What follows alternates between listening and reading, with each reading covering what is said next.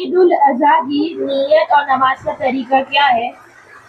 عید الاضحیٰ کی نیت اس طرح کرے، سب سے پہلے نیت اس طرح کرے، نیت کی میں نے 2 رکعت نماز عید الاضحیٰ کے زائد 6 تکبیروں کے پیچھے اس امام کے واسطے اللہ تعالیٰ کے منہ میرا کعبہ شریف کی طرف اللہ اکبر کہہ کر ہاتھ باندھ لے، پھر ثنا پڑھے، پھر کانوں تک ہاتھ اٹھائے، اللہ اکبر کہہ کر ہاتھ چھوڑ دے، پھر دوسری بار کانوں تک ہاتھ اٹھائے، اللہ اکبر کہتا ہوا ہاتھ چھوڑ دے، پھر تیسری بار کانوں تک ہاتھ اٹھائے، اللہ اکبر کہتا ہوا ہاتھ باندھ لے۔ پھر امام صاحب جو ہوں گے وہ قرات کریں گے، قرات کے بعد رکوع سجود کریں گے، اور نمازیوں کی طرح اس نماز کو بھی پہلی رکعت کو مکمل کریں گے۔ پھر دوسری رکعت میں جب امام صاحب کھڑے ہوں گے تو سب سے پہلے قرات کریں گے، قرات کے بعد جب قرات ہو گئے تو پھر